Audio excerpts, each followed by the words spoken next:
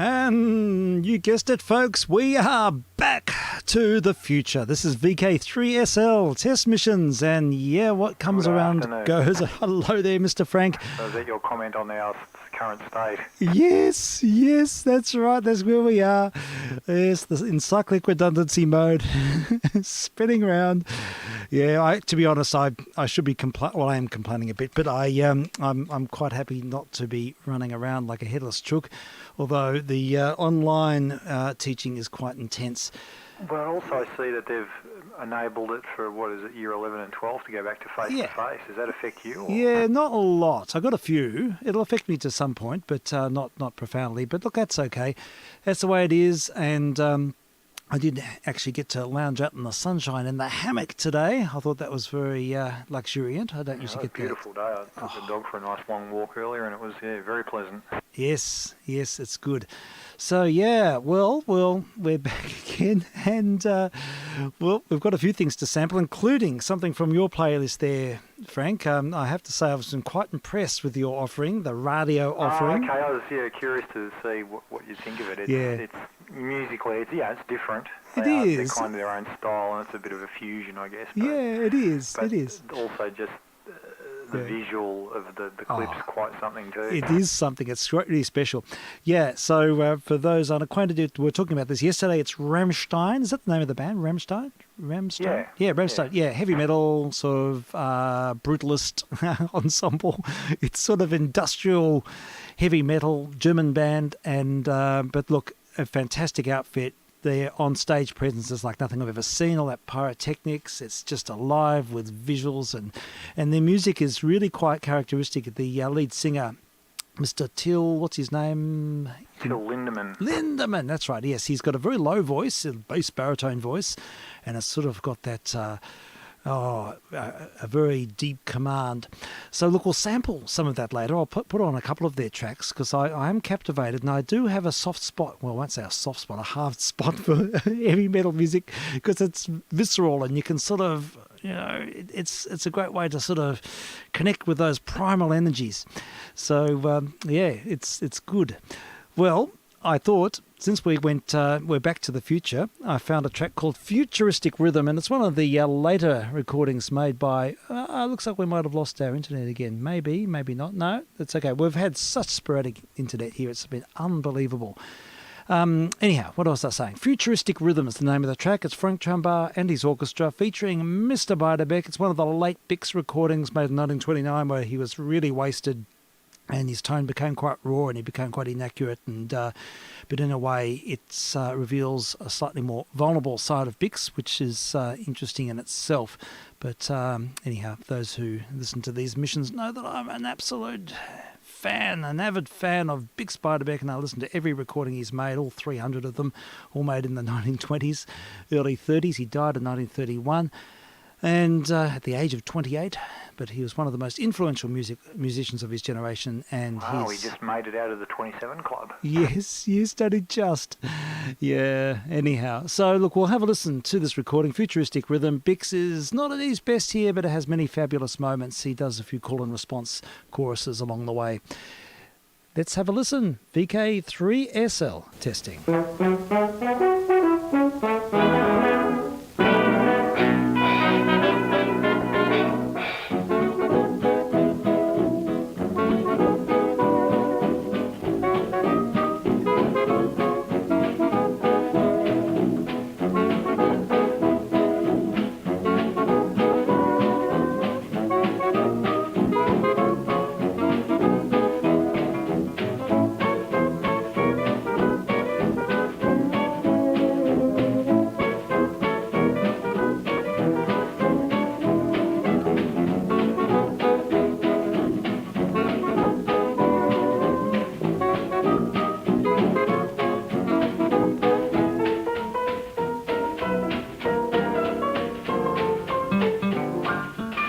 Futuristic rhythm, never on the beat.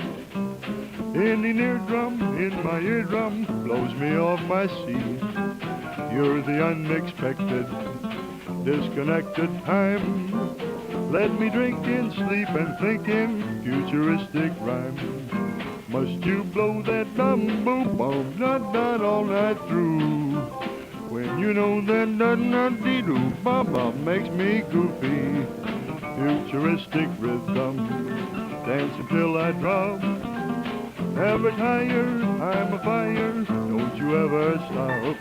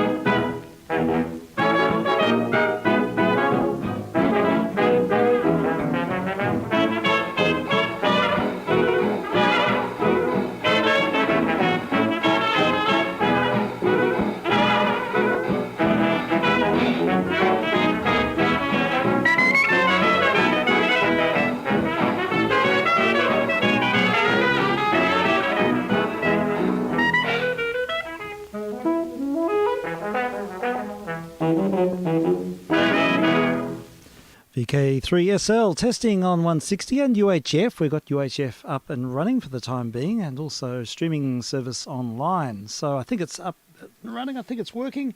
Hope so. Yeah, sporadic internet means that streams do get truncated and sort of altered, but it's there. So if you want to look up my call sign on YouTube, you'll see there's a live stream and there is a log of all the previous missions, and there is reference to a blog page as well. So go and have a look at what we do here and appreciate something of the mad itch that brings you into the booth each afternoon during these corona times. Yeah, it's an impulse, to be honest.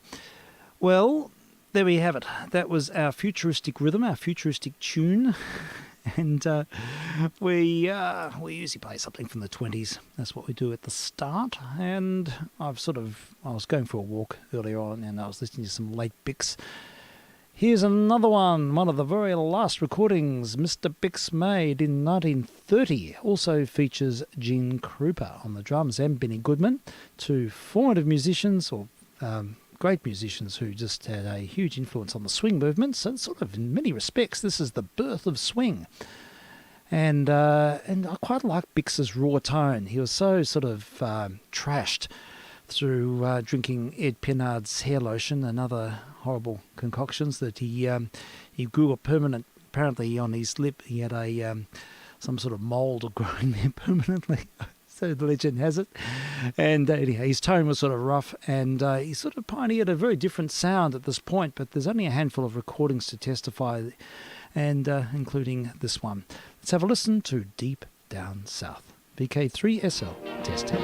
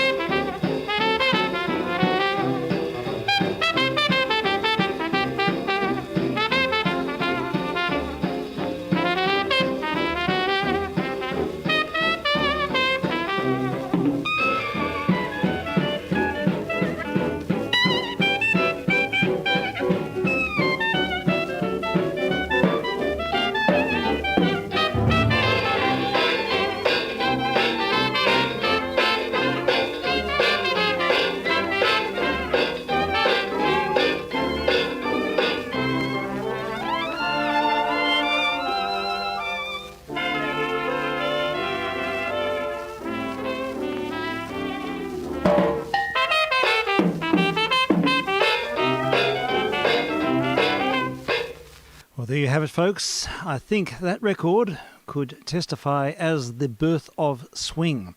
when you hear Gene Cooper driving that 4 in a bar rhythm right through about 2 choruses ago, I don't think that had happened before, and it became a major characteristic of the swing movement in the ensuing decade. So how about that? That's quite a historical record. I've forgotten how good that was, actually. That is a big solo to die for.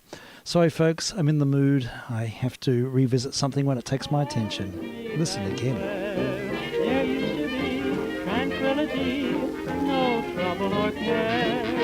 I want to eat, and that is sweet, corn pone that melts in your mouth. So I repeat, Lord, guide my feet deep down south.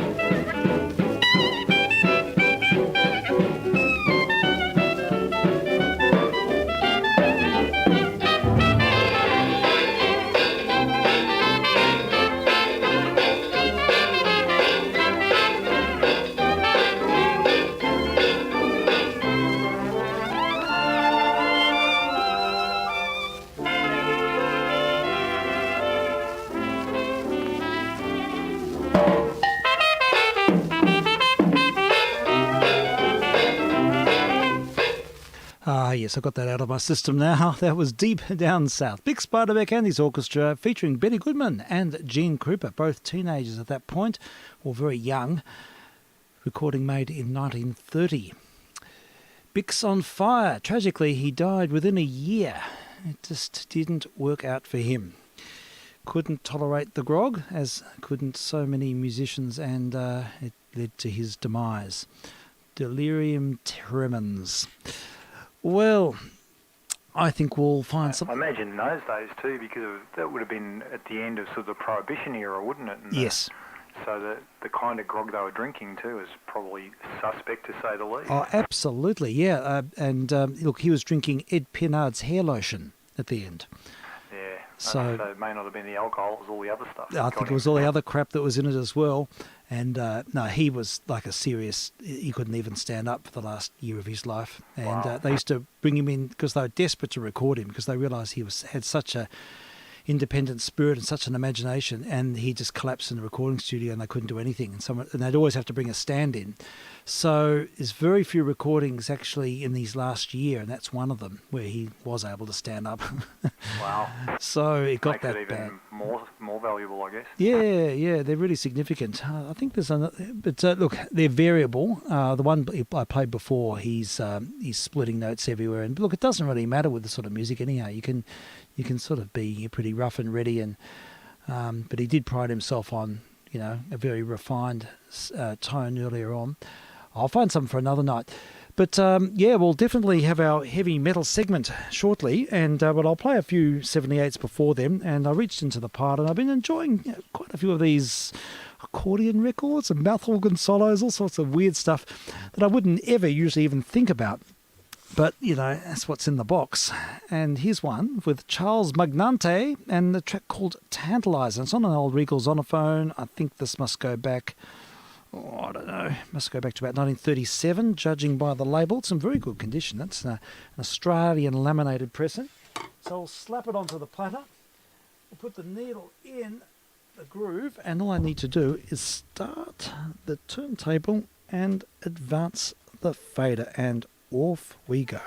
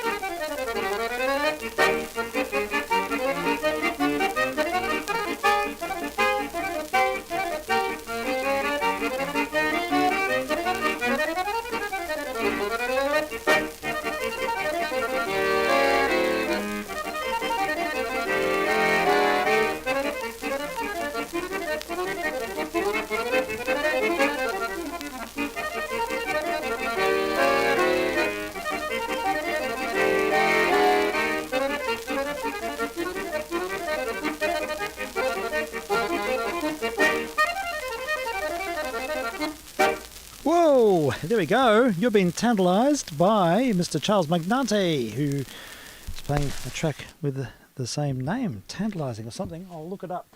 I'll bring it over. Yes, Tantalising. And that is Sure Virtuosity. It's his own composition, by the way. That's pretty impressive. I like hearing any instrument played in a virtuosic way. And he's on top of his game as Mr. Magnante. I think we have to play the other side, folks. And I spin the record over, and it is Nola. This is a very famous hit from the 1920s, but this recording is from about a decade later. We'll slap it on, and whoops, left-handed cueing here, not very good. There we go. I think we're right to have a listen again to Mr. Magnante.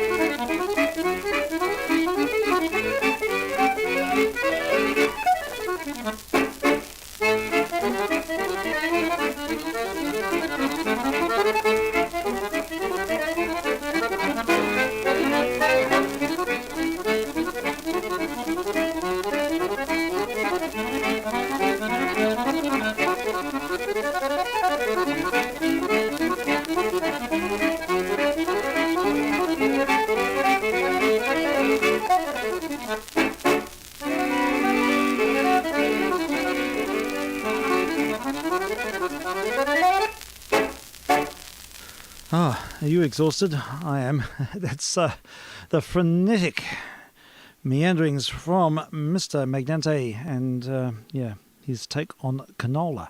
Nola, not canola. We're testing here on 160 and on UHF and streaming online and the proverbial stopgap measure for Corona times.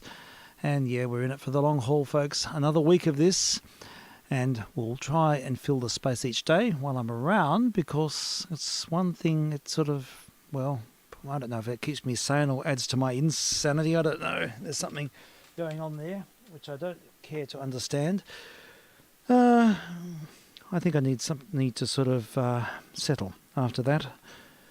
On the other table, we have Joe Daniel and his hot shots in gymnastics. I just think this might be a little bit more subdued. Let's have a listen to St. Louis Blues.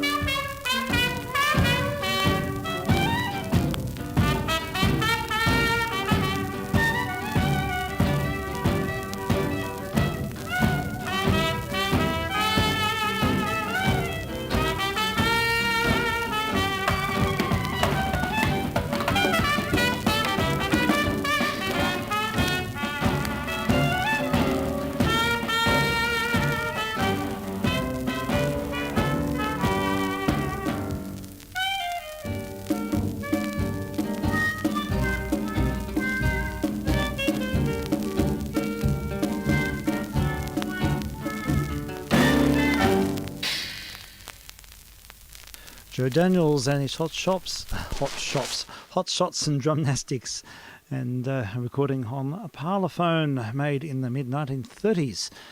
And hoping that UHF is holding up okay. We're back on board with UHF after a bit of a hiatus. It's fortunately we had a bit of a burnout situation, or a change of state with the TS2000, which is still working on receive at the moment, but unfortunately, we've had to revert to our secondary system here. It's Yeah, getting up, still 50 over 9, signal's good. Okay, thank you. That's good to know. Yeah, am I over-deeving at all? I don't think so. Okay, all right. We'll keep it at this. Yeah, it's hard to gauge on the... I've just got a little handheld sievers here. And It's probably because there's a fair bit of bottom end in your EQ, and that might be pushing that end of the friendship on that thing a little bit. But, okay, well, I've just EQ'd it now. I've got, is that a little bit better? Keep having a chat. Yeah, okay. Hello, test. 1, 2, 3, 4, 5. I've just sort of flattened things out a bit here. And maybe it's... Yeah, I think so. Okay, well, we'll live with this for the time being and see if it works. All right, well, in the last few days we've been playing recordings of Al Jasbo Collins, a New York DJ who was quite famous in the early 1950s for his very cool interpretation of nursery rhymes. He used the jive language of the time, and it's really compelling. I love them. Yeah, heaps online, including entire programs, which I'd love to play in time, so we'll certainly put those on the list. But yeah, let's have a listen now to another of his hip stories. This one is a track called Sam. It's vk3sl testing.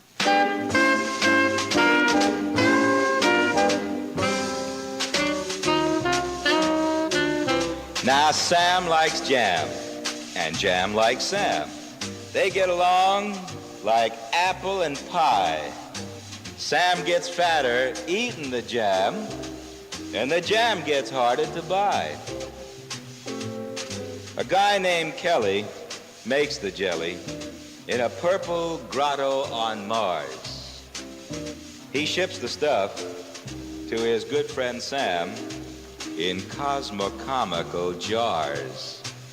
Now, jam is great for putting on weight, but Martian jelly is the most. Sam ain't little no more. No, ma'am. He reaches from coast to coast. While Mars exports it, Sam imports it. It's making all the local jelly makers sore. What worries me is a jam like this could lead to a Martian war. Watch out.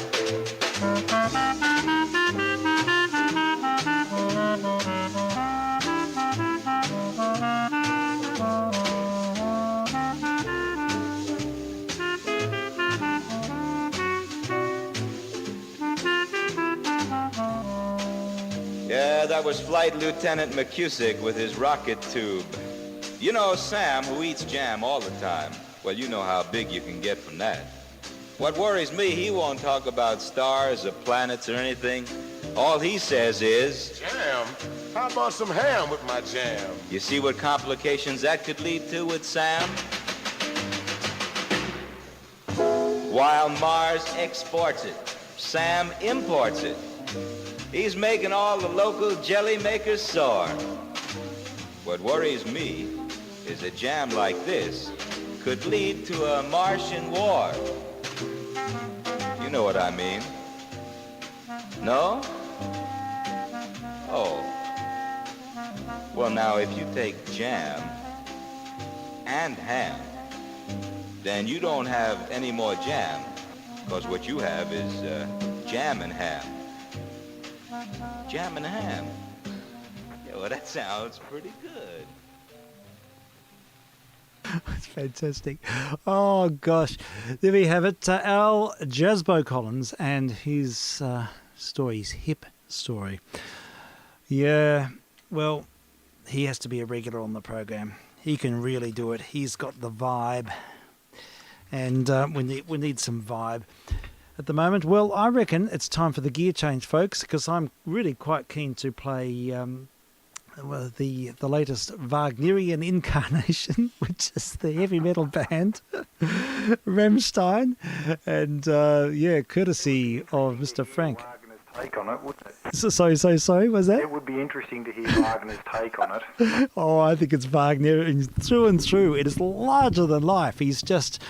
Yeah, it's not just a spectacle, but it's an oral feast. There's so much magnificence in that. Oh, crazy textures and Yeah, it's intense. It's Well, industrial. the guitars, because I was searching out just, the structure, and it's a drop C tuning. Yeah, right. So it's so they tuned the low E string down to D Did they? instead of its normal E. Yep. And then the entire guitar down another step. Oh, right. Okay. Well, it gives you a completely different ambience. Yeah. I often do that with a double bass when I'm playing in a group. I like tuning the lower E down to a D, and it gives you a sort of a bit of a seismic tone. But I like the underscoring, the strong bass, and the Mr. Lindeman's voice is very characteristic, and it's quite sort of. It stands alone. There's nothing like it, really. I don't think I've ever heard any other band like it. And but they've just got this primal energy, as do a lot of heavy metal bands. But they've got it packaged up superbly, and it's German through and through. It's got that wonderful sort of. He picks up on that industrial. What's the word? That landscape, that sort of urban quality of East Germany. That sort of. Well, that's exactly because that's where they grew up, and obviously that clip's all set in Berlin. Yes, absolutely. And reading about their backgrounds, it's very interesting. They're a really interesting group. They've been, as you say, they've been around for a long time, and they sort of had a long hiatus, and they've just come back recently. And I think that this track is a part of their sort of revamp. It is the new album. The new album, yeah. So it's worth a listen. So stand by, folks. Hold your horses. This is a real gallop. It's incredible. It's full of primal energy. That's all I can say. And so we're going to hear a track called Radio. Achtung, Achtung! Hier ist Berlin, König Wusterhausen und der deutsche Kurzwellensender. Wir senden Tanzmusik. Fantastic. Well, there we go. That was Rammstein and Radio, the official version of that track. Thank you, Frank. That was great. I thoroughly enjoyed that. Thank you. Yeah, it's an immersion experience, folks. Go and look it up on YT. Rammstein, Radio is the name of the track, and their clips are like small films in themselves. they are. It's epic. It's got some great retro technology. In fact, you prompted me. I reached into the cupboard as I was listening to that, and I pulled out. That's what I thought of you when I saw the clip, because I looked at the studio setup they're playing in, and the whole recreation of an era, and I thought, you'd love this. Yes, absolutely, I do. Well, it prompted me to pull out of the cupboard. I got two Telefunken. Faders from I think it came from an ABC desk. Wow. And so they're sort of massively over-engineered stereo faders from way back. I'll send you a photo. If anyone wants a photo of the Telefunken desk, what's left of it. I've got an old Grundig reel-to-reel tape recorder player here. Very nice. Excellent. Well, there's the German equipment was, it had its own, it was absolutely the world class in every sense. And I'm looking at the Nagra now as I speak up there on the shelf. Well, they were Swiss, weren't they, the Nagras? But look, the film's got some great. Yeah, they're Swiss like a Swiss clock. Amazing bits of machinery. God, it's the most beautiful built thing I've ever seen. It's just incredible. I like to sometimes just take it out and pretend I'm a reporter on the scene. I took it to an art gallery once with my daughter and interviewed her on the Nagra. And got her to talk to about the paintings, but the Nagra's another story. But the film itself has got some great scenes of probably Studer tape machines and old desks and old broadcast desks and a whole lot of equipments being engaged and other people being engaged in ways that is not fit for family hour discussion. But look at the video and you'll see that there's a certain overtone or undertone or in-between tone of a different kind, read between the lines. When I looked at it one pass quite carefully, pausing, because I was particularly the lead guitarist's guitar. I have a very similar Gretsch to what he's playing. It's not identical, but it's similar. Right. And I was trying to catch the model or just some details on it. Yes. But I don't know. It's quick to pick up with the eye, but where there's the couple of radios in the store there for sale, like in the window. When you freeze and have a look, the radios, the names of them are actually the band band members' surnames. Really? Is that right? Just the little details in The it. attention to detail. Yeah, there's in all their films there's a bit of a BDSM sort of underscore as well. Look, it's fantastic. In every level, it's just a feast. And I've been watching their videos. There's another one called Deutschland.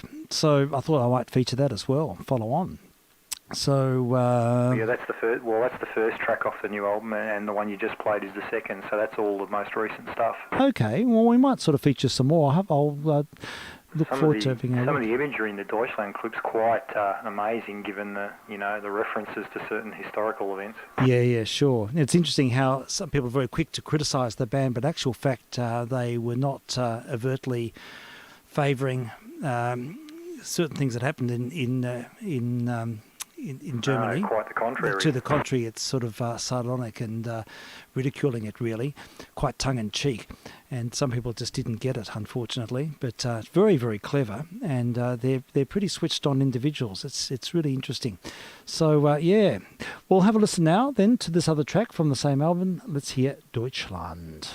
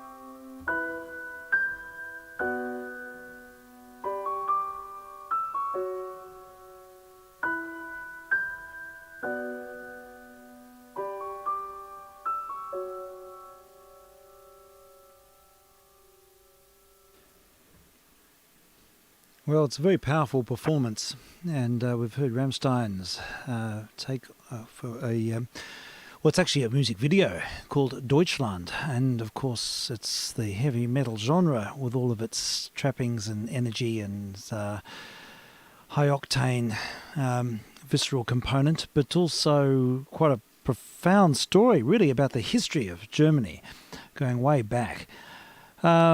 Refer the video to anyone who's interested. Do look it up. It's on the tube. It's on multiple platforms, and it is sort of a potted history of Germany from the very early times, AD 16, barbarians, right through to contemporary times, the DGR and other aspects of German culture, which are all profiled in sharp relief. It is more than epic, to the point where they even have a set of, at the end, they have the credits at the end. I'm trying to work out what the budget might have been for it. It certainly wasn't small. No, not at all. It's like as you say, like a small movie. But it's very powerful, and it's not, if you just sort of glimpse at it, you might think, oh, these are just neo-Nazis parading around, but it's nothing like that at all. And it's something of quite a profound and personal reflection on the history of the race. So, interesting.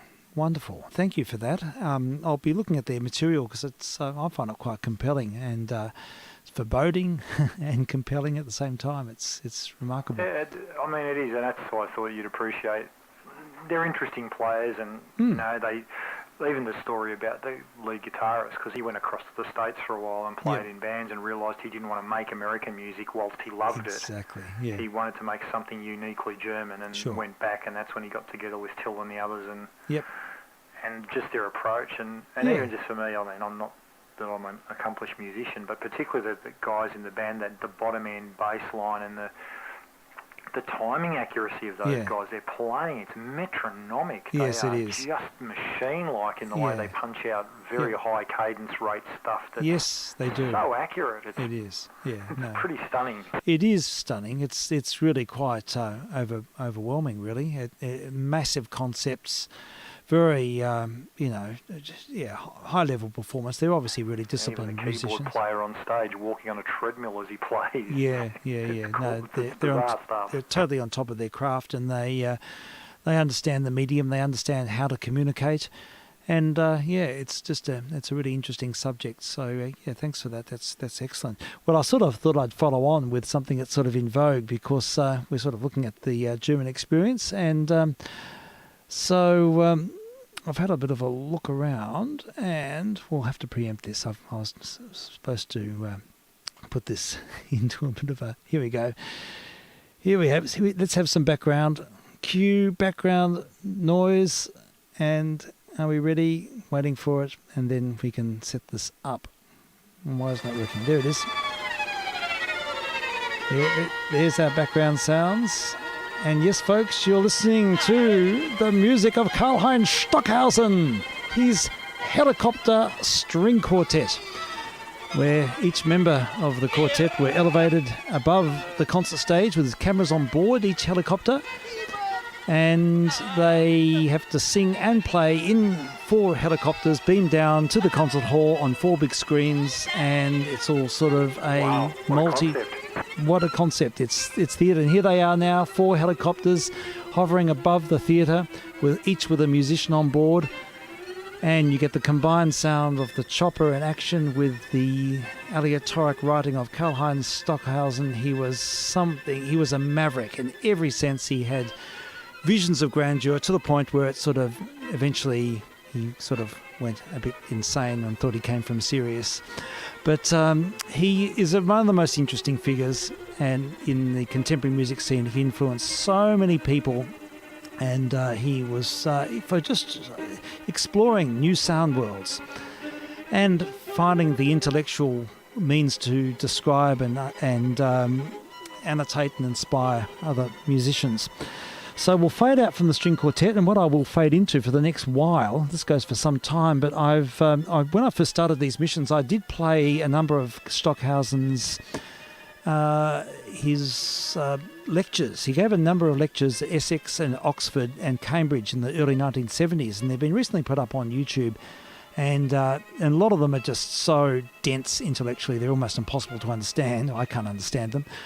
But there's some of the episodes are quite approachable and very interesting. And this is the one about this is one of his talks. It's called Telemusic, and he speaks quite a bit about Japanese culture. It's quite philosophical. It's a bit more approachable than some of the other lectures, and he's got a magnetic personality. He's just one of these people who just draws you into his world. Incredible communicator. So, yeah, let's head back to 1972. Karl-Heinz Stockhausen and his lecture on his work, Telemusic. This is vk3sl. We'll ride with us for a while and see what happens at the end. Let's stand on by. And upwards, intuitive music. Both works are so-called electronic music. The first one, telemusic, is music which exists only on tape and can only be heard through means of the reproduction of a tape recorder and loudspeakers. The second one is so-called live electronic music. It is played by musicians who use instruments of all sorts, traditional instruments and new instruments which are purely electronic, and also the traditional instruments are transformed by electronic means, modulators, filters, etc. Telemusic. Tele means far. Telescope. Telepathy. Television. Telemusic. To bring something close into one space and one time, which has been previously very far away and spread over several places and spread over the time of history. This work has been composed in 1966 in Japan. I was commissioned to compose a work for the Japanese radio and to work in NHK, Nippon Hoso Kyokai, the Japanese radio station. They have a studio for electronic music. A few words about the works that I composed before. Telemusic. Being a child of the spiritual situation after the last war in Europe, I was deeply influenced by the so-called abstract art. The most profound impressions on us in the early 50s were Malovich's white paintings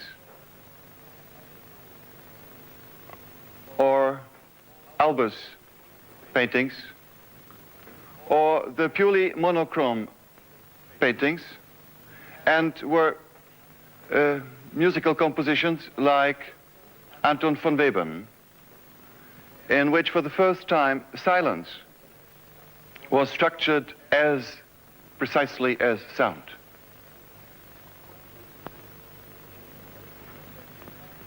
Second, everything that reminded the listener, the composer as well as those who participate in a musical event, reminded to something that exists in the daily life, in the environment, was refused. No melody, no harmony, no rhythm that would remind someone at something that one knew beforehand. No elements of a recognizable style. It was a time of purification, to get rid of everything that was associative and everything that could be named and by that everything that could be expressed in words, that could be verbalized. Words like non-figurative art were used, not only abstract to get away from the object, but also non-representative.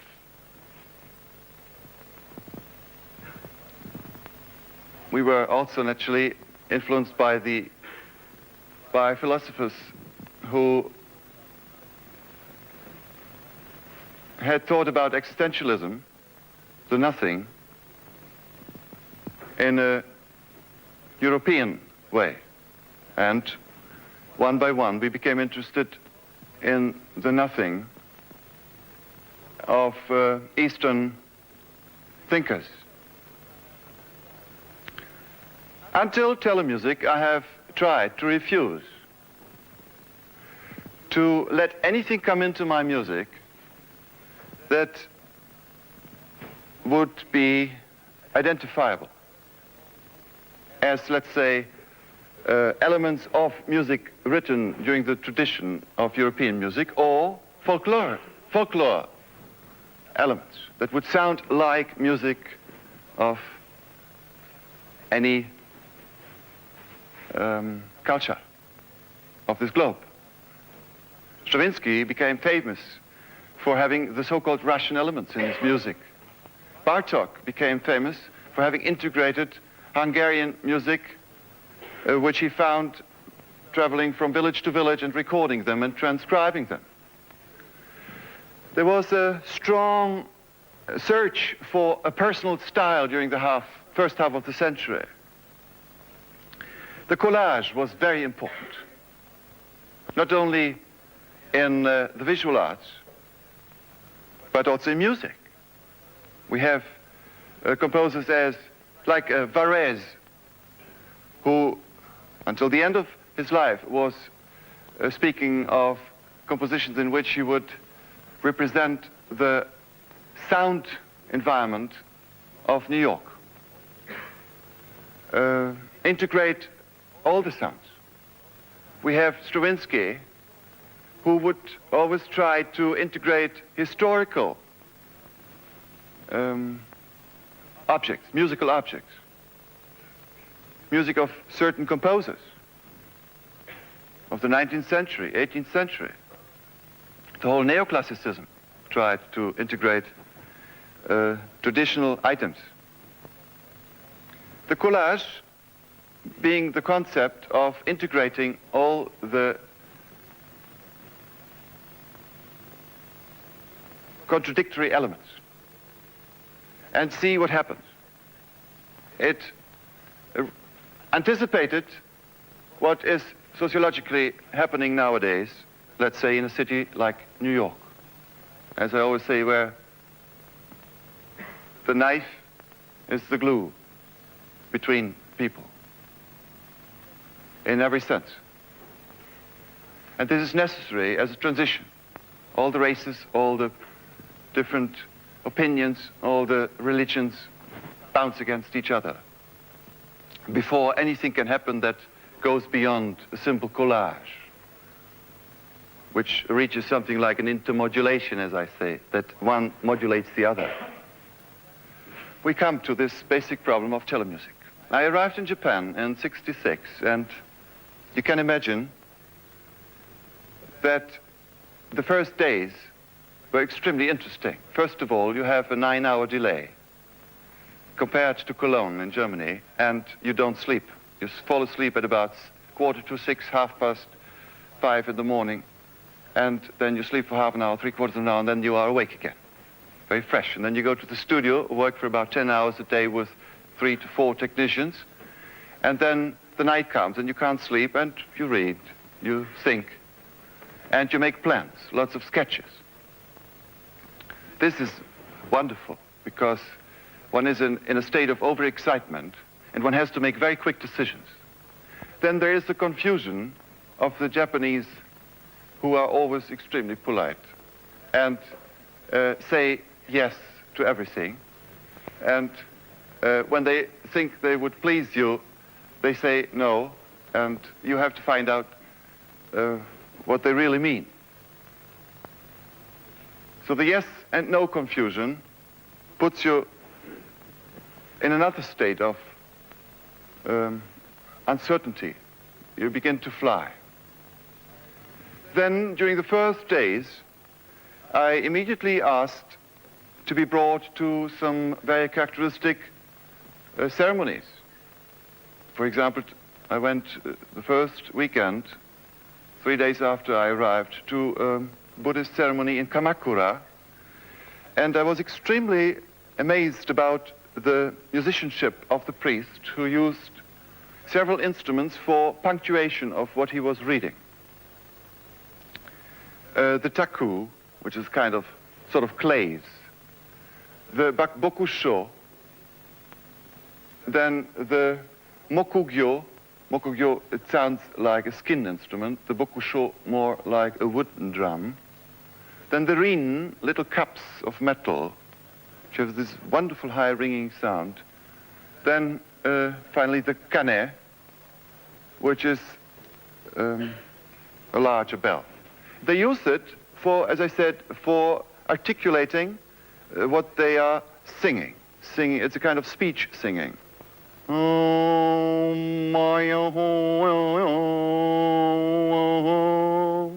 Bing.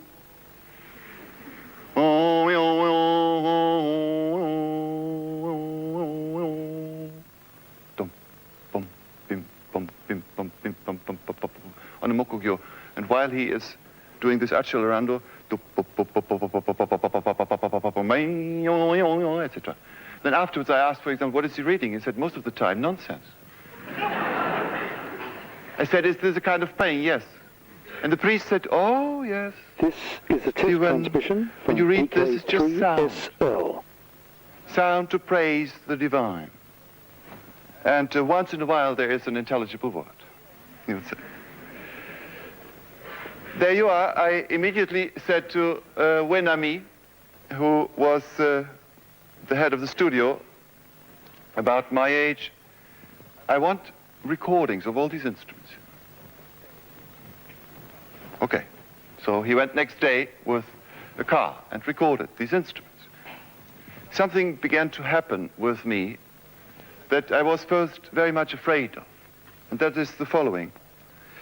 The European history has shown once in a while so-called diaries of composers, as it shows diaries of writers, sometimes diaries of painters. Let's say a lot of paintings of clay couldn't be really seen with the right eye without knowing what Tunis is alike.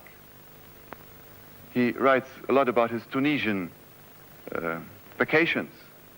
Or we have composers like Schrenek, who writes songs, music as a so-called Austrian diary. What happened is the change was so great in my life to come to Japan that I felt that a provincial had really come into the great world. And I felt that everything was cultured. The way to eat was 1,000,000 times more cultured than in the country where I came from. The way to dress, how to dress, the way how to receive someone, the way how to say goodbye to someone, the way how to make love, the way how to sleep, how to make the bed, especially the way you want it every night, the way how to take a bath. Everything is art. It's disappearing nowadays because of this incredible American influence, naturally. Like in Europe, they become satellites, and they behave like satellites for a while, but they are strongly fighting this influence, naturally. Like, definitely, many people might have been fighting the Romans at a certain time of history. But there is this layer in Japan where everything is art. The smells, the gestures. Sunday of the first week, I went to a No theater, Kanzakaikan, a very important No school in Tokyo. There are several. And I saw Hashi Benke. It's a No play with a shite. Shite is the man playing the woman with the mask. And I must tell you that no Sunday in a certain school starts about 10 o'clock in the morning and goes to 7 o'clock in the evening. People come in, and all the people sit with their books in their hand and know exactly what it is all about, and follow each nuance of every footstep of each player and singer. They are so-called connoisseurs. And already the movement of the Schitte, the main figure in Haschenbänke, coming from the curtain at the left side, the no scene is always the same. It is the no theater, and nothing else can be played there, and it has a very special outlook.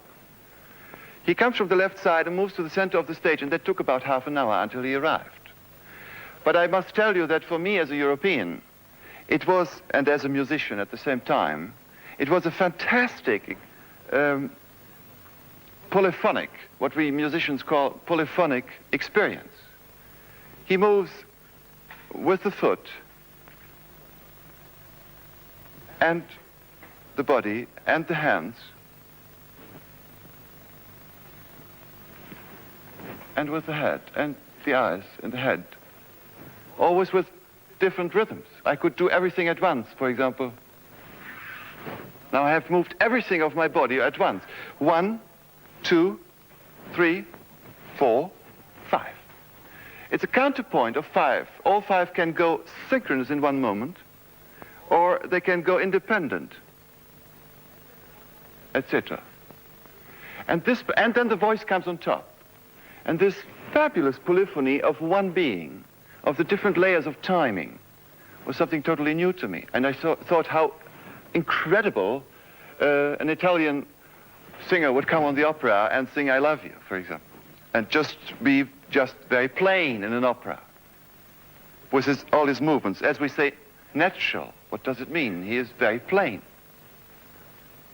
because he is not conscious of each movement, that everything is seen and could be artful. This was a great influence. I come back to the studio just to show you how it worked. It had some preparation, I must say, within me, that I was prepared for Japan. I had prepared myself for a long time. I felt something was coming up. Well, during the first nights, I thought, why not getting away from the concept of only subliminally, yes, integrating things and then continue being an abstract artist. And as the people say, oh, you see this empty space there, this is silence and these bright sounds, that is Japan, you know, he was in Japan. I thought that is all, it comes to a kind of an abstraction which is no longer in harmony with reality. I decided to take what I found and try to create a new world.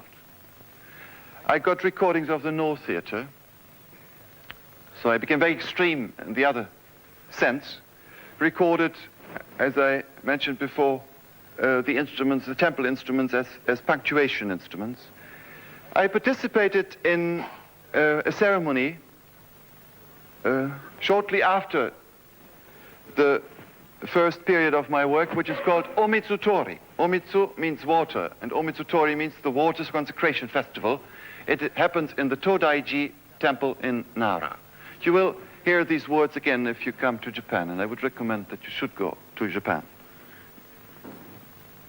Even if you walk over the Bering Street, I would say. It is absolutely necessary nowadays to have a totally new concept of how human beings can live profoundly, artfully. And I don't think that it will be washed away by industrialization and new collectivity. Japan has great chances in being a new source of culture for the whole world. Omitsutori takes place every year for 6 weeks, and it has a climax of 3 days and 3 nights without a break. 11 priests to this ceremony, and it's pure music.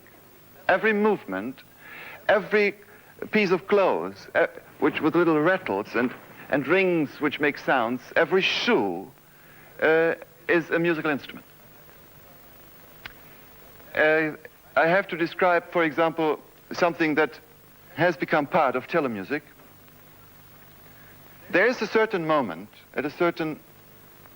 in one of, let's say, in the second night, where the book of the year, no, the part of 1966 of a book is opened by the chief priest, and he sees what should happen in this particular moment. 1966 at 2 o'clock in the morning, at this particular date. And he reads in the book, look in another book which tells you what to do. Then he looks in another book, which is the book of applications, and he sees that now one should start to filter water. And then he gives the order to filter the water. Then he starts filtering water under the altar. And then briefly later he would give the information to start to burn what we call yes, since I was told we call, the geisha clock. The geisha clock. It goes always a quarter of an hour fast. If you have 1 hour, you get only 3/4 of an hour. And the geisha clock is the following. It is a piece of wood, square like this, and there is sand, and then you get horseshoe nails. A certain number, which is looked up in the book. Let's say you get 7 horseshoe nails. And then he tells you from a design of that particular year that where the horseshoe nails should be put into the sand. So he gets the information. He starts putting horseshoe nails, tack, tack, tick, tack, tack, tick, tock, tock, tick, tack, tack, tack, etc. 1, 2, 3, 4, 5, 6, 7. I need more. 9, 8, 9, 10, 11. Just to make a kind of a pattern. Then he opens a little box with powder and puts powder along this line of the horseshoe nails. And at a certain moment, then he starts burning the beginning, and a beautiful smell begins to fill the room. And you see that very slowly the fire is proceeding. It's not, how do you say, not a fire, it's glimmering. And then when it reaches the next nail, then a new action must be done. Then they see what happens at the first nail, what happens at the second nail, what happens at the third nail, etc. And let's say the 5th nail now would be what I call the running moment. Then the first one puts on heavy shoes. From vk3sl. They're all sitting, let's say, and murmuring prayers. And the first one puts on heavy shoes, like shoe sandals with, that's thick. You say soles of the shoes, and then you start block, dock, on the wooden floor. Around the altar in a square. The square is about 6 yards, 6 yards, 6 yards. In the middle is the square altar with all the rice cakes on top and the oil lights, etc. And I was outside and could pierce through holes in the walls. There was a gangway around about 1.5 yards wide, and then there was again a wooden wall at 3 sides, and behind this second wooden wall, the women were allowed to listen only. They could come in from outside, but they can never go into the temple during these ceremonies. Only men were sitting at this side when this is the whole room of the temple, and there the altar. Then here men were sitting behind a curtain which is slightly transparent. The men could only guess what was happening behind the white curtain. And every once in a while, one of those priests would come out without making the slightest, taking notice of the men who were sitting there half asleep in the night, just a few, and watching and hearing all the sounds. Then he would come out, just duck, then pop, fall down and stand up again. And they had a sort of a jumping board that you have in swimming pools in Europe, and he would fall on the jumping board and be on his feet immediately again, and this enormous noise, and then all the men would just look at him and then fall asleep again. Then he would go off, and I've never found out what it means, really. And he would do that several times a night, then another one would come just very, as if nothing happened, then he would fall and stand up again and go. It had just that function to cut the time without any other meaning. To cut the time. So then the running moment started. He would run around the altar. Clock, a lock, a lock, a lock. And then he had laurel leaves, and when he passed the south, he would make bang! And then the second one would come. Then there's this crescendo. 2 makes 4 feet. Clack, clack, clack, clack, clack, clack, clack, tick, tock, etc. Then 3, 4, 5, 6, 7, until all 11 were walking one after another irregularly in rhythm. And it was an enormous build-up, a crescendo of noise. We would need a lot of percussion to imitate this in our music. And then the smallest was at the end, and the tallest, like the organ pipes, the tallest in front. And then they would walk there, and then they would start running. They all looked fantastic. They have these bold heads, and all in white, and wonderfully, how can I say, slim. They are not fat at all, never fat. These beautiful bodies, and fantastic eyes and faces. So they would run faster and faster and faster. It becomes more and more periodic, very fast. And then every time they passed it, or every time they threw a laurel leaf toward the south, it goes very fast. And then again, 11 times. And then this high speed, then when the highest speed had arrived, the first one would just plof, throw one of his feet against the wooden wall, and make bang, and run on, bang, the next one, until 22 shoes had flown against this wall. And you can imagine the transformation from this enormous wooden noise to this on the floor. It goes slow, with their stockings on the floor. So that was a fantastic musical transition from hard to softer. Then when they were completely exhausted, one after another would throw himself in the corner. There he was laying. And then take a shell, and being totally exhausted, make into the shell, and a new music would start. So one after another started with a shell, so that you had 5 on one side and 6 on the other side, and the shell music with the higher and lower registers had started in a complete transition from the wood moment to the shell music. There's just one example out of many, many, many which happened during the course of these 3 days and 3 nights.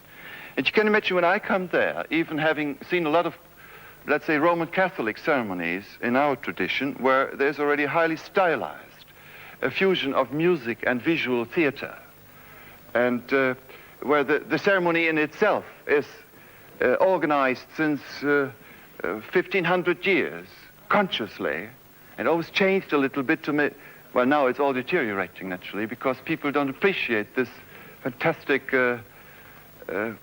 ceremony any longer. But there is something completely alive, and for me as a musician, it was very important. I might give one more example of the new impression in Japan, that is the timing. Not only that everything is music in certain circumstances, but the timing of the Japanese. I would say, after having been again for 6 months, 2 years ago at the World Fair in Japan, that the Japanese have, in musical terms, 2 octaves more towards the extremely fast and 2 octaves more towards the extremely slow, compared to the European. The European is, what timing is concerned, absolutely mediocre, which means he is somewhere in the middle in timing between his fastest and his slowest is a very narrow range compared to the extremely fast reactions that a Japanese might have in a certain moment and to the extremely slow movements that he might have in another moment. And there's very little in the middle range compared to the European. Well, I give you one example. The sumo fight. I became a fan of sumo fights, though I had really stopped being interested in sports, in sports games since I was 18. I did a lot of sports myself, but then I was no longer interested in this field. I became a musician, and that was my sport then. But there is the sumo fight, and everybody thinks it is a very physical affair. You see these enormous monsters. Do you know sumo fight? In Japan,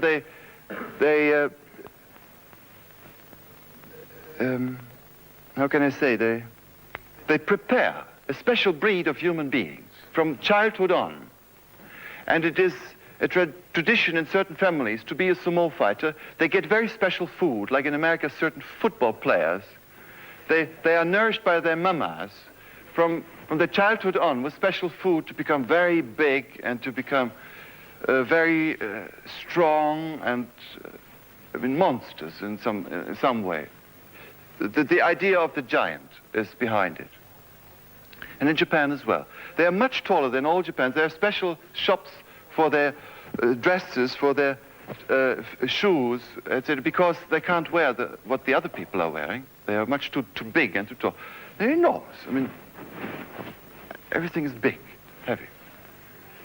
But when you see a fight, a sumo fight, which is a fantastic ceremony in itself, it starts, again, very early. Families go there. They get their food. They sit in the box with the children and everything. Until 6, 7 o'clock at a sumo day, and there are only 12 sumo days in a year in Osaka and 12 in Tokyo. That's it. It's a very important event for all Japanese. So you go there, you have your place. Thousands of people are in an arena. In the middle there is the sumo fighting place, which is a mountain of sand, a square of sand, a very hard mixture of salt and sand. And there is a roof on top, and there's the judge who has wonderful dress, and always a scepter in his hand. And the dress changes like cardinals of the Roman Catholic Church. They have the most fabulous colors, and they change the colors. Each judge has a different, no, not judge, each, and how do you call the man in boxing who does keep order between the two fighters? What? Referee? Yeah, there's the referee of sumo. But he has such a wonderful way of doing this. He goes through Norse and calls one of the Norse.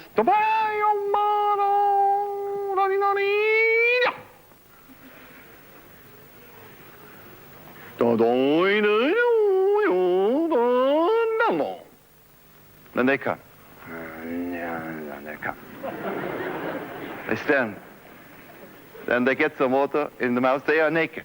And they have only very little thing here. And start cleaning their mouth on the floor. And then get salt on their lips. They taste the salt. Get some more salt. Throw it on the floor. And look at the other one. Get some more salt. And then get in position. There's the judge.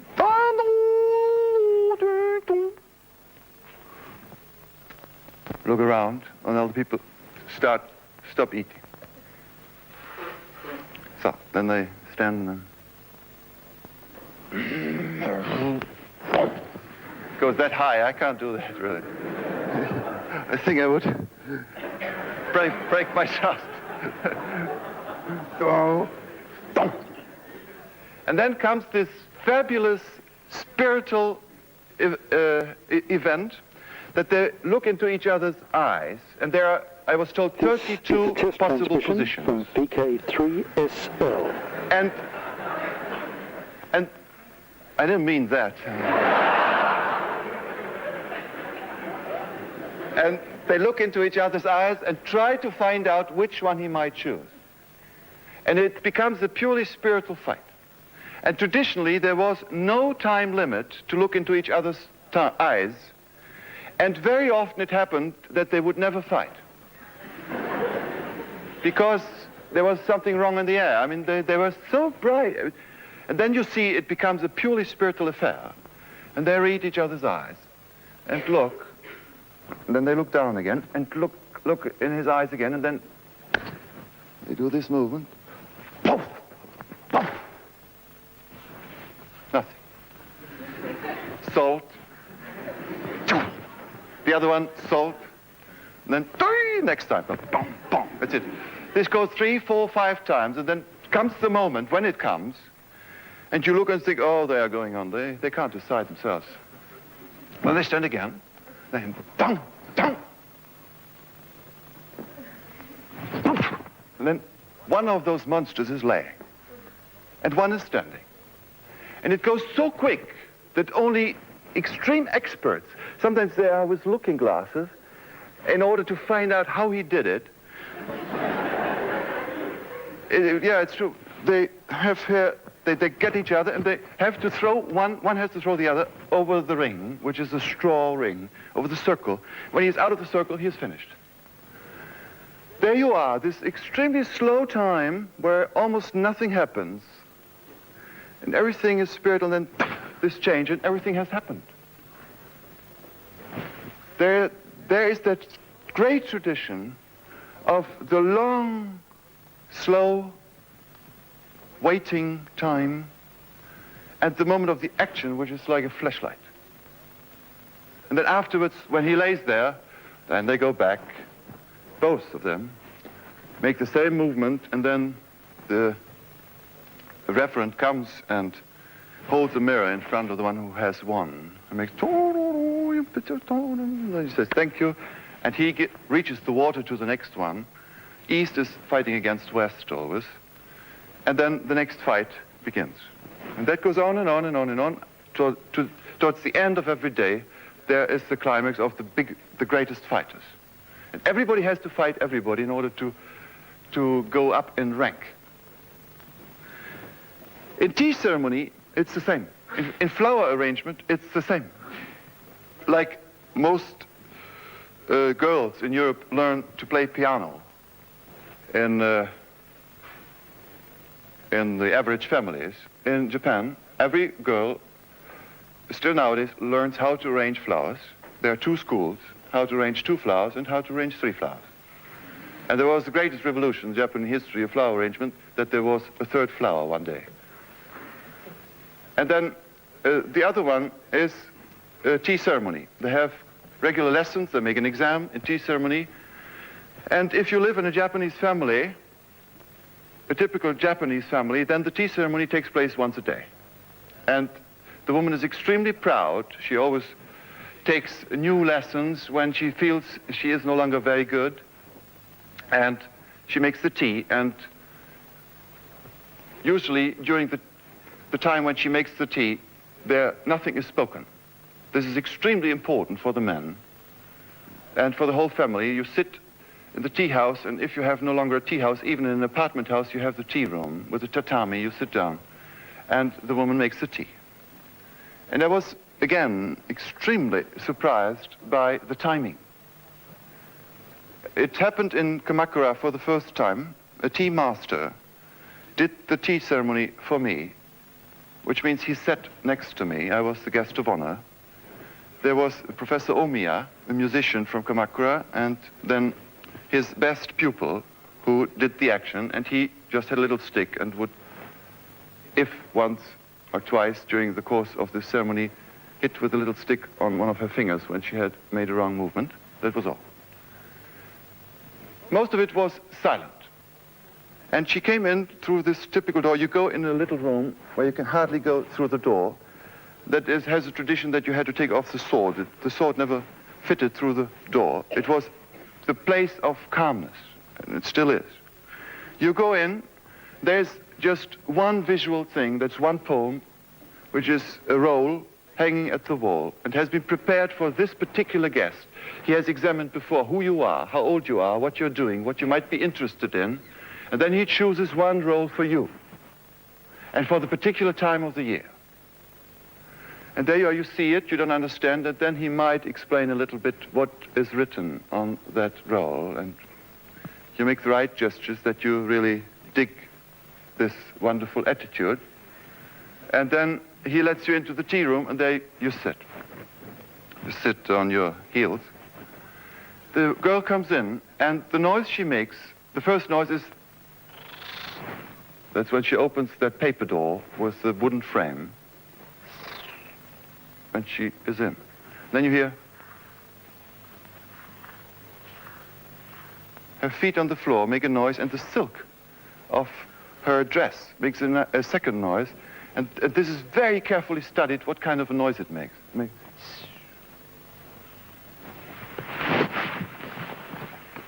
This kind of noise. Then she sits down, and then the ceremony starts, which lasts about half an hour, and every noise, every sound that is made with the lid of the teapot, first it makes cling, then the water shines, you hear a little bit the noise of the water. Then she moves around again, she takes another little pot and makes, purposely, tung, a little sound.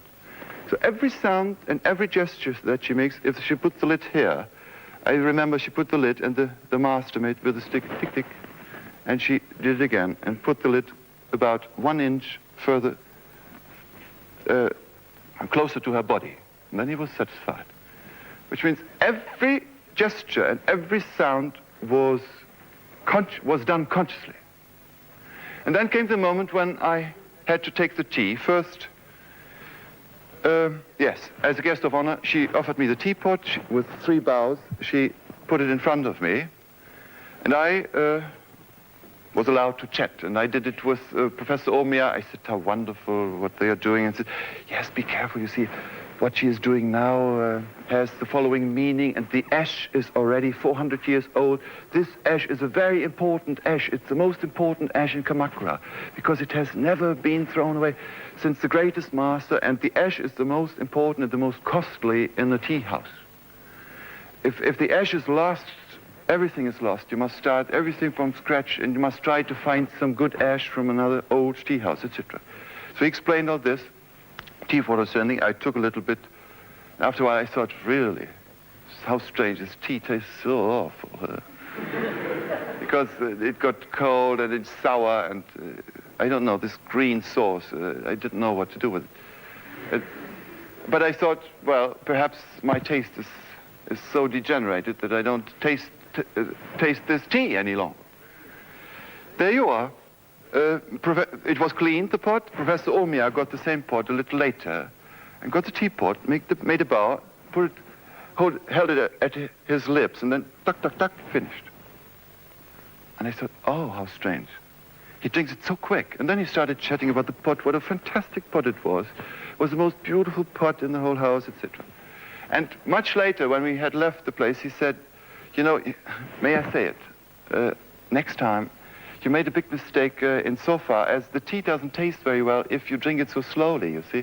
You must drink it very quick the moment it's rising in the water. Then you drink it, and then it has a beautiful taste. Aha, there I was. I had taken my time, and I had not studied the time of the tea. It has its own time. And I was not aware that though I had waited very long in preparing, and I had to wait very long until I got out of this place, that this very short moment, nevertheless, was the important moment, only it lasted extremely short. There you are, the extremely sharp change of the turn. Europe is filled with transitions, with bridges in music, with preparations to build up a climax, we say, to remember a climax, to compose a transition, to prepare, to remember, to anticipate, etc. All these are concepts of a very transitional way of changing. And this sudden way of changing and going in one direction slowly and then again going suddenly into another direction was really very new to me. And I became aware that these are the most profound things behind all music, no matter if it's modern or traditional or whatever it is. The Japanese life, the music, as part of this life, became completely modern for me as a European. It was modern music, modern life, because it was unknown. It was new. a discovery. I purposely have not spoken about the construction of the music itself. You will find the telemusic, which I'm going to play now, after this preparation. It was my own preparation. Tries to find a unity of all these different aspects. I have to add one more characteristic. It could have easily added now to a Japanese piece. A piece with Japanese flavor, and then it would have been a Diary of Japan of Mr. Stockhausen. And I decided to go beyond it. After about 2-3 weeks, I said, get me music now of all the great traditions. I was never really interested in folklore music, I must accept, until that moment. I had even no knowledge, no profound knowledge of any music of Vietnam or Bali, of, let's say, of the Montagnards of Vietnam, or a specific kind of Ghana music, let's say, or music of Mozambique, or music of the Kraho Indians in the upper Amazonas. I was absolutely a dilettante in these fields. And what I did is I began to study thoroughly. I got all the tapes and spent nights and nights when the technicians had left listening to these tapes. I said, in particular, every morning I was reading the newspapers, an American paper which is, well, published in English, but it's called the Japan Times. And it gave me the reports that I could read as a European on the war in Vietnam, which was on the high, in its high time at that moment, and full of distortions that I could guess. And I thought, I want to know if these people are really as cruel as they are described. At that time, you saw all the pictures where panzers were dragging bodies behind and going with high speed. Lots of bodies. There was a big picture, I remember one morning. I was deeply impressed going to the studio by this picture. And I said, get me music of the Vietnamese. What are they? Are they really all dogs? And I heard the music, and you have no idea. Please, if you don't know it, get immediately the records. They are now UNESCO records. And in particular, there are two records, French records, music of Vietnam. That's all. It's very primitively made, very short excerpts of different rituals, but it is already something. And you hear the most pure, the most wonderful, naive music of gongs, of whistles, of initiation rites of 12, 13-year-old girl choirs, etc. The most fabulous music that sometimes occurs now in Europe as so-called modern music. It's textural music, stochastic music, they call it here nowadays, or statistical music, aleatoric music. There it is, since thousands of years, and very pure. I heard a lot of African music, a lot of American Indian music, I mean, South American Indian music. I mentioned the Krahos or the Shipibos. Then Hungarian music, Spanish music, though I was from Europe. I had toured in Japan and heard here and there some flamenco, but I got a good Sevillanas, which was a real discovery, which I made in Japan. There you are. And then in telemusic, I used about 25 different short excerpts of all these different cultures and all the different times, some 3,000, 4,000, 5,000 years old, and some even older, and some more recent, like Central Chinese music with Chinese orchestra. Balinese music I heard for the first time more thoroughly. And I say this beforehand because I won't see you again so soon, and if you would listen to telemusic alone, you could now gain time, literally gain years, because of what I say. There are these elements in telemusic, but they are no longer used in the form of a collage. As I said before, this was the problem of the first half of the century, to anticipate the whole heterogeneous variety that is mixed together in society nowadays, in the human race. But I wanted to go beyond, and the hardest time I had then in the studio was to make designs for electronic equipment to intermodulate, as I say, found objects with newly made objects.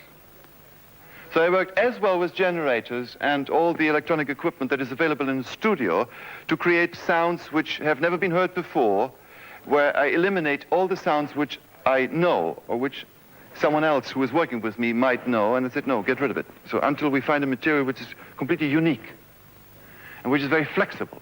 And I then subdivide it in certain categories and certain families in order to work with it and to create an organism. But the problem to integrate found objects, preformed, historically preformed objects, that was a problem I had never solved before. I felt like a beginner. And I just give you one example for telemusic, how I would intermodulate two found objects. Let's say I have a Kraho woman singing a lullaby song for her baby. Namandava.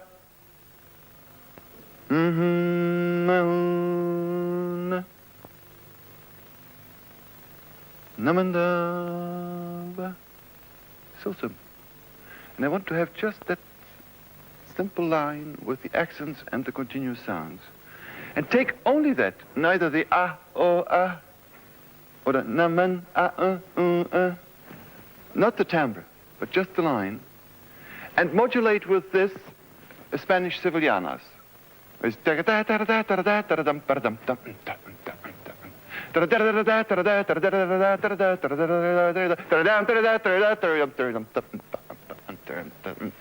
it, with the guitars.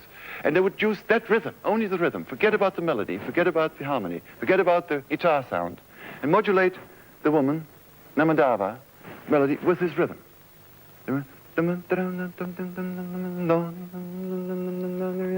Just with the rhythm. And then take, for example, the envelope curve of another music, which would be a priest song in a Japanese temple. 1,000 priests singing, let's say, in Koyasan temple, a peace song in a ritual. They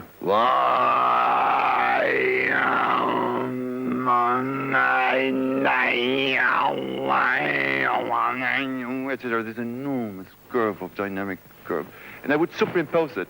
But how can one do it? That's not simple. You cannot simply take one tape recorder, another one, and a third one, and play it together. That doesn't lead to anything. That's just 1 + 2 + 3. It's additional process. I just make you a little design, didn't it? Which shows you how this works. Let's say you have here a recorded music, a tape recorder, and you have an output. And you put it now into what is called a so-called ring modulator.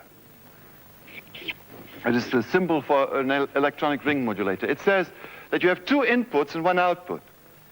And the 2 inputs are suppressed in the ring modulator, and you get only the sum and the difference of what you are putting in as an output. The sum and the difference of the frequencies. Now, if I have, for example, 5 beats per second, I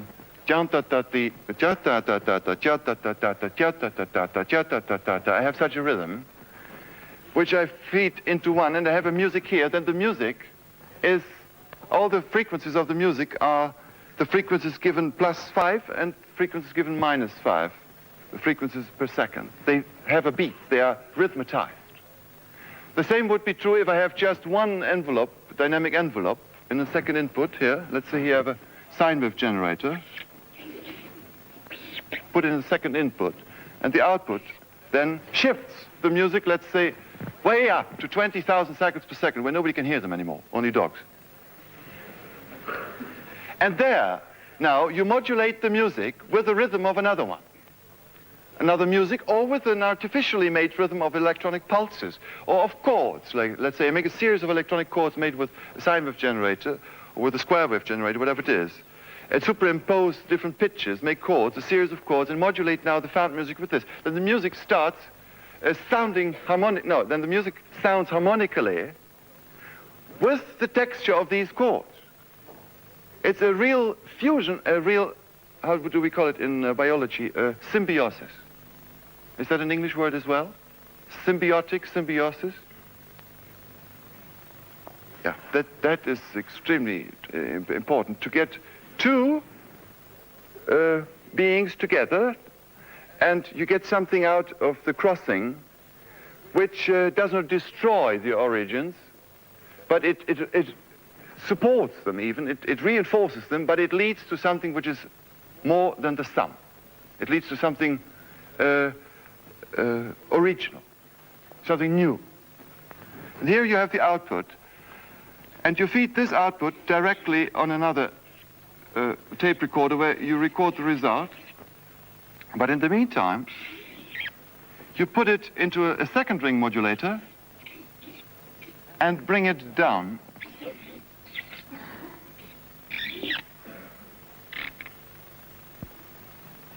So here we mix. Bring it down into the original region. So I bring it up with the ring modulator, modulate it up there, and bring it down. If I would bring it exactly with the same frequency in both generators down, then it sounds as it sounded before. But if I have a slight difference between these two generators, let's say of 1 cycle per second, this would have been 20,000 and this would have been 20,001, then the music which comes out has a beat of 1 cycle per second. If it is 20,030 and here 20,000, then all the frequencies have plus 30 cycles per second and minus 30 cycles per second, and the original frequencies are suppressed here in the outputs. That is important. I could even mix then a little bit of the original music into this final mixing, into the final mixture. And this allows me now, I have called this the Gagaku circuit since that time, because I did it for the first time with Gagaku music. And it's all described in a score of telemusic, which specialists among you might study. They are completely new circuits which I have discovered, and they built me these multiple modulators in order to intermodulate found objects with newly made objects, or one found object with another object, taking the rhythm here and modulated with the melody of another, with the harmonic structure of another. So the so-called parameters or characteristics, the most characteristic features of one element is combined with the most characteristic of another element. They are intermodulated. They modulate each other and lead to complete new specimens, to new musical phenomena. And this is the whole process, and it is really in its status nascendi. We are just beginning to discover complete new processes of intermodulation. And I think that is where everything is going to, not only music. This discovery of the innermost laws of Genesis, in order to be able to create the most unbelievable results out of things that are found, that are given in our life, or that are artificially made. This has naturally its dangers, as you certainly can imagine. Genetically speaking, if one would apply this to biology or to the to the production of new beings, then the big question will come about very soon: what is a man, and what is an android? We will face that question very soon. So now I play telemusic, and I will switch off the lights.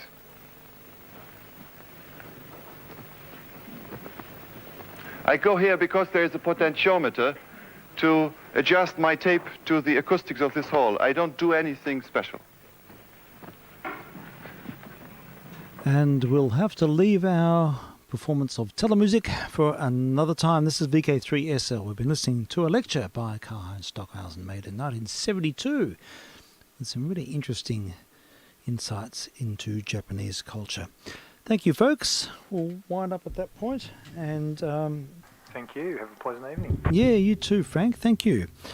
And yeah, it's quite interesting. He's a very charismatic personality, for sure. And there's a lot of those lectures now online, which is always worth a listen. All right, folks. Well, look, I probably will wind up without any music at this point. We'll just cut loose, and hopefully, all being well, we'll be back tomorrow.